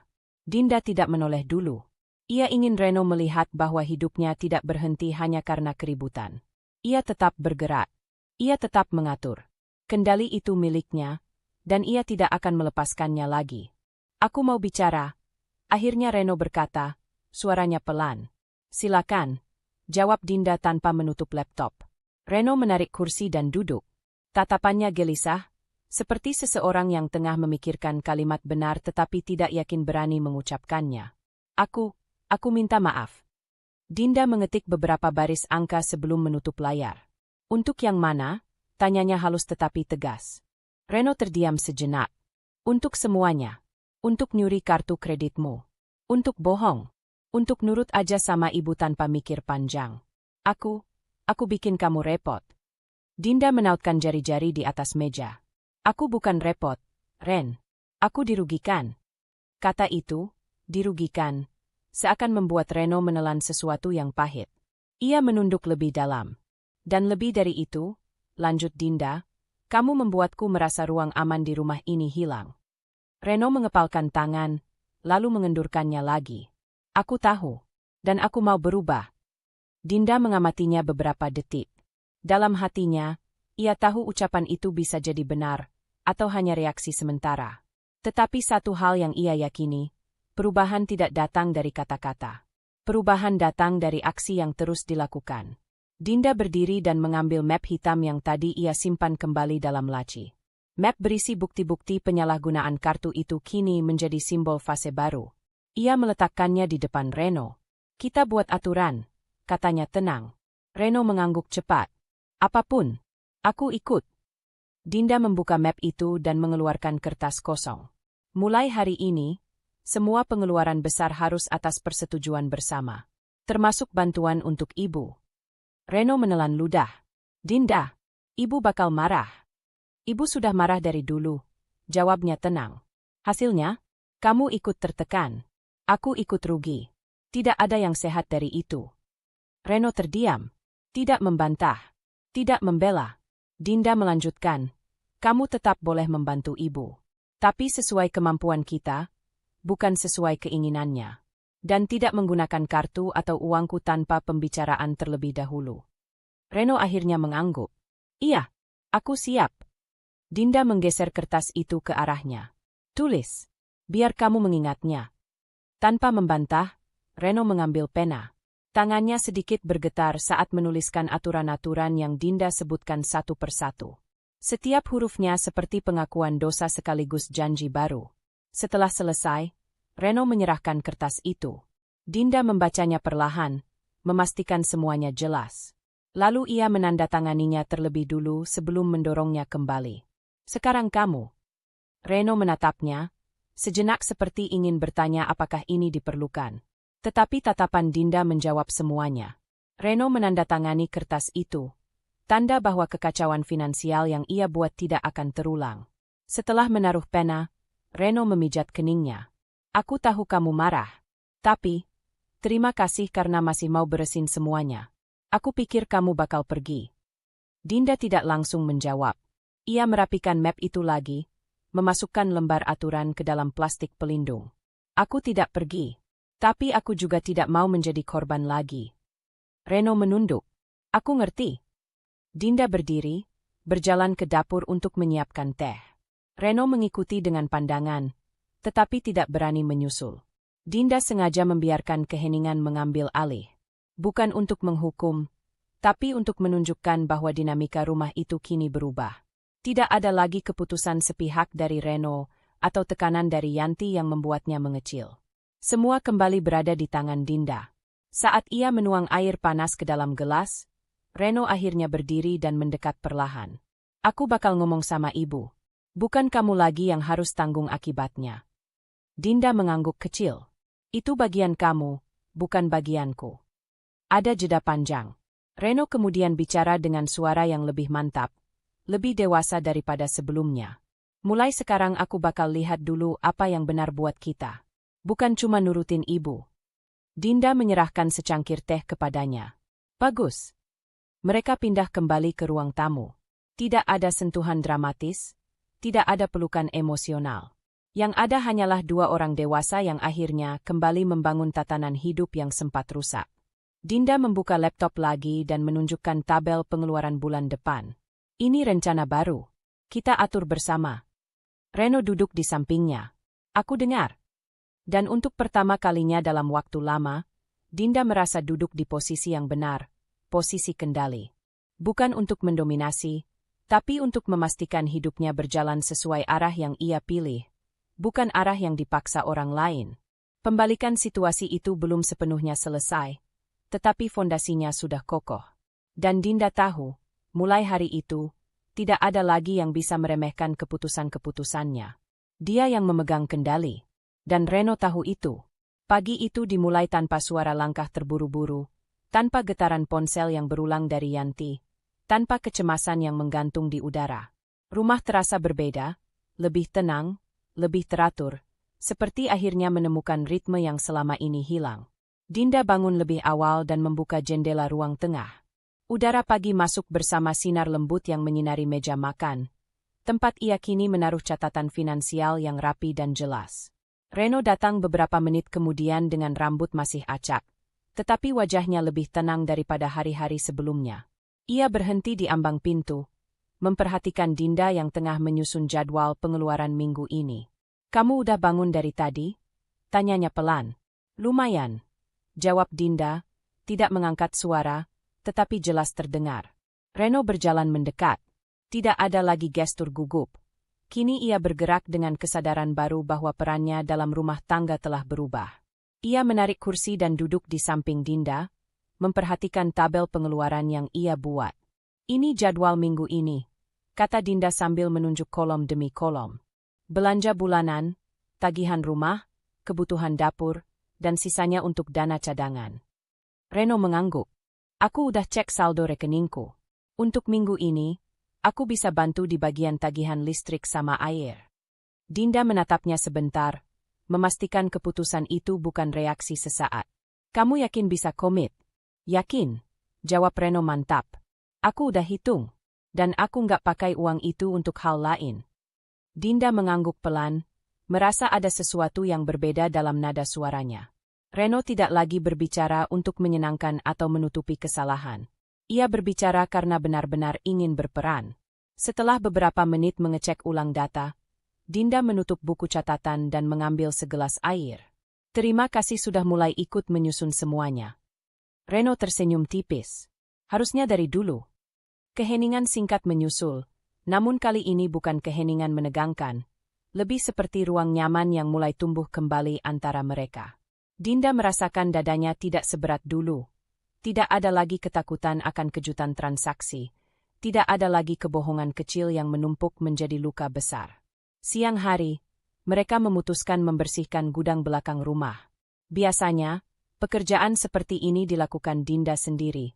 Sementara Reno sibuk dengan hal lain atau pergi untuk memenuhi permintaan Yanti. Tapi hari ini berbeda. Reno datang membawa sarung tangan karet dan karung sampah. Aku bantu angkat yang berat, katanya. Dinda mengangguk. Mereka bekerja tanpa banyak bicara, tetapi koordinasinya berjalan mulus. Reno mengangkat kotak-kotak berat, sementara Dinda menyortir barang yang masih layak pakai. Sesekali mereka bertukar pandang, lalu melanjutkan pekerjaan masing-masing dengan tenang. Saat mereka selesai, gudang terlihat jauh lebih teratur. Reno menyeka keringat di dahinya. Lumayan juga. Rumah jadi lebih lega. Begitu rasanya kalau semua rapi, ujar Dinda sambil menutup pintu gudang. Ternyata rasanya enak. Reno menimpali, hampir bercanda. Dinda menoleh padanya. Ketenangan itu datang kalau dua-duanya punya peran. Bukan cuma satu. Reno menatapnya sejenak, lalu mengangguk. Aku ngerti. Saat sore menjelang, telepon Reno bergetar di meja. Nama Yanti muncul di layar, tetapi kali ini Reno melihat Dinda dulu sebelum menyentuh ponsel. Sikap itu, kecil namun jelas, adalah salah satu bukti perubahan nyata. Aku angkat ya, katanya. Dinda mengangguk. Percakapan berlangsung singkat. Suara Yanti terdengar meninggi dari kejauhan, tapi Reno menjawab pendek-pendek, tidak meninggikan suara, tidak mengikuti permainan emosi ibunya. Setelah beberapa menit, ia menutup telepon dan mengembuskan napas. Dia masih marah? Tanya Dinda. Masih. Reno mengakui. Ia duduk, mengusap tengkuknya. Tapi, aku bilang ke ibu kalau aku nggak bisa lagi nurutin semua permintaannya. Aku bilang kita punya aturan sekarang. Bagaimana reaksinya? Dia diam cukup lama. Terus bilang aku berubah karena kamu. Dinda menatapnya tenang. Dan? Aku jawab, aku berubah karena aku harus jadi lebih baik. Ada jeda singkat. Kali ini Dinda tidak menahan senyum kecil di sudut bibirnya. Bagus, ujarnya. Reno mengangkat bahu. Aku bakal pelan-pelan bikin ibu ngerti. Tapi aku tahu perubahan harus dimulai dari sini dulu. Dari rumah kita sendiri. Dinda mengangguk lagi. Ia tidak menuntut penyelesaian instan. Karena stabilitas bukan sesuatu yang muncul dalam sehari. Namun fondasinya jelas terlihat. Reno tidak lagi memposisikan dirinya di bawah bayang-bayang Yanti. Tidak ada lagi pembelaan buta. Tidak ada lagi tindakan sembunyi-sembunyi. Menjelang malam, mereka duduk di teras sambil menikmati udara. Lampu kecil menyala lembut, menciptakan suasana damai yang sudah lama tidak mereka rasakan. Dinda bersandar sebentar pada sandaran kursi.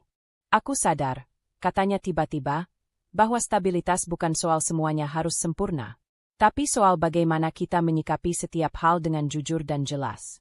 Dan untuk pertama kalinya, aku merasa kita berada di arah yang benar. Reno menatapnya, wajahnya lebih lembut dari sebelumnya. Aku juga ngerasain itu. Dinda meneguk teh hangatnya. Aku butuh kamu tetap konsisten. Aku bakal usahain. Reno menjawab tanpa ragu. Keheningan kembali hadir. Namun kini rasanya nyaman. Seperti rumah akhirnya berdiri pada pondasi kokoh yang selama ini hancur perlahan tanpa mereka sadari. Dinda menutup matanya sesaat, merasakan ketenangan yang mulai pulih. Rumah ini, hidup ini, dan keseimbangan baru ini, semuanya kembali berada di jalurnya. Dan kali ini, ia tidak akan membiarkan siapapun menariknya keluar lagi. Pagi itu terasa berbeda sejak aku membuka mata. Ada keheningan yang tidak lagi menekan, justru menenangkan. Untuk pertama kalinya setelah berminggu-minggu menghadapi kekacauan, rumah terasa seperti milikku lagi. Udara lebih ringan, langkahku lebih mantap, dan napasku lebih teratur. Aku berdiri di depan cermin, merapikan kerudung sambil menatap pantulan wajahku. Kamu sudah selesai. Bisikku pelan pada diri sendiri. Tidak ada lagi rasa cemas. Tidak ada lagi ketakutan. Tidak ada lagi langkah-langkah yang harus kurencanakan dengan sembunyi-sembunyi. Semuanya telah selesai, dan aku yang menang. Saat aku turun ke bawah, Reno sudah duduk di meja makan. Tidak seperti biasanya, ia menunduk, terlihat hati-hati. Tidak ada suara Yanti pagi ini. Dan itu bukan karena dia sengaja menghindar, melainkan karena aku sudah menetapkan batas jelas. Tidak lagi ada campur tangan dari pihak luar, terutama soal keuangan. Pagi, ucap Reno dengan suara pelan. Aku mengambil gelas, mengisi air, lalu duduk tanpa terburu-buru. Pagi. Hening sebentar, tapi bukan hening yang canggung. Lebih tepatnya, hening yang diisi dengan kesadaran. Reno tahu posisinya sudah tidak lagi sama. Ia tidak bisa lagi mengambil keputusan sepihak, tidak bisa lagi menyembunyikan sesuatu di belakangku, dan yang paling penting, tidak bisa lagi menempatkanku sebagai pihak yang harus selalu mengalah. Aku sudah memikirkan semuanya, Reno akhirnya bicara. Dan, aku tahu semua ini salahku. Aku menatapnya, bukan dengan amarah, tapi dengan ketegasan yang sudah lama seharusnya aku gunakan. Kamu buat keputusan yang merusak rumah tangga kita, kataku. Bukan hanya soal uang, tapi soal kepercayaan. Reno mengangguk, pelan, nyaris pasrah. Aku tahu, dan aku siap memperbaikinya. Aku benar-benar belajar dari semua ini, Din. Nada suaranya lebih rendah, lebih hati-hati, lebih sadar. Bukan lagi defensif seperti dulu. Dan perubahan itu terjadi bukan karena aku berteriak, bukan karena aku memohon, tapi karena aku berdiri tegak, mengambil kembali kendali yang memang menjadi hakku. Semuanya sudah kembali seperti semula, lanjutku. Kartu kredit, rekening, dan akses keuangan. Tidak ada lagi yang bisa kamu sentuhkan tanpa sepengetahuanku. Aku ngerti, jawabnya cepat. Aku bangkit mengambil piring, mulai menata sarapan. Setiap gerakanku terasa mantap, stabil. Ada rasa puas dalam keberhasilan ini, bukan semata karena aku menang melawan mereka, tapi karena aku berhasil melindungi diriku sendiri dari permainan yang selama ini merugikan. Beberapa menit kemudian, Reno berdiri dan mendekat. Dinda, makasih karena kamu nggak ninggalin aku. Aku tersenyum kecil. Aku tetap di sini bukan karena kamu, tapi karena aku tahu apa yang pantas aku perjuangkan, termasuk diriku sendiri. Reno terdiam, lalu kembali duduk. Dan sesuatu dalam sorot matanya berubah. Ada penghargaan yang tidak pernah benar-benar kulihat sebelumnya. Bukan karena ketakutan, tapi karena kesadaran. Setelah sarapan, aku duduk di ruang tamu sambil membuka catatan keuangan yang kini sudah rapi. Tidak ada lagi pengeluaran misterius. Tidak ada transaksi tiba-tiba. Tidak ada suara ketus dari Yanti menuntut ini itu. Tidak ada lagi kekacauan. Rumah ini akhirnya kembali menjadi tempatku bernapas. Aku menutup buku catatan itu dan bersandar. Rasanya seperti baru melewati badai besar dan kini berdiri di tanah yang lebih kokoh dari sebelumnya. Semua yang kulakukan, rencana pembekuan kartu, pengumpulan bukti, bertahan di tengah tekanan, menghadapi Yanti, menegur Reno, mengatur ulang sistem rumah tangga, membuahkan hasil. Aku tidak hanya menang secara taktik, aku menang dalam ketenangan. Teleponku bergetar. Ada pesan dari bank, sekadar notifikasi keamanan rutin yang kini sudah biasa dan tidak lagi membuatku waspada. Aku tersenyum. Ini adalah simbol dari kontrol penuh yang sekarang aku pegang. Aku bangkit, membuka jendela ruang tamu, membiarkan angin pagi masuk. Cahaya matahari menembus tirai tipis, menerangi ruangan dengan lembut. Pikiranku terasa ringan. Perasaan menang bukan hanya soal membuat orang lain mundur. Perasaan menang adalah saat kamu berdiri tanpa gentar, memegang kendali atas hidupmu sendiri, menolak dipermainkan, dan menetapkan batas yang tidak bisa lagi dilewati siapapun. Dan hari ini, kemenangan itu terasa penuh. Aku menarik napas panjang. Untuk pertama kalinya dalam waktu lama, aku merasa benar-benar stabil, aman, dan dihargai. Semua sudah selesai, gumamku. Dan itu bukan sekadar kata-kata. Itu final. Tidak ada cliffhanger. Tidak ada bayang-bayang ancaman. Tidak ada kemungkinan lanjutan. Hanya ketenangan. Hanya kemenangan. Hanya Dinda, yang akhirnya berdiri di tempat yang seharusnya. Dalam hidup berumah tangga, kepercayaan dan kejujuran adalah fondasi yang tidak boleh digoyahkan. Ketika salah satu pihak mulai menyembunyikan hal penting, terutama soal keuangan, masalah kecil bisa berubah jadi badai besar. Karena itu, penting untuk selalu berkomunikasi, menetapkan batasan yang sehat, dan berani bersikap tegas ketika sesuatu mulai melenceng. Ingat, menjaga diri sendiri bukan berarti egois, justru itu langkah pertama untuk menjaga keluarga tetap sehat. Terima kasih sudah mengikuti kisah ini sampai akhir. Semoga cerita Dinda memberi pelajaran, kekuatan, dan sudut pandang baru bagi siapapun yang sedang menghadapi situasi serupa. Sampai jumpa di kisah berikutnya. Tetap bijak, tetap kuat, dan jaga hatimu selalu.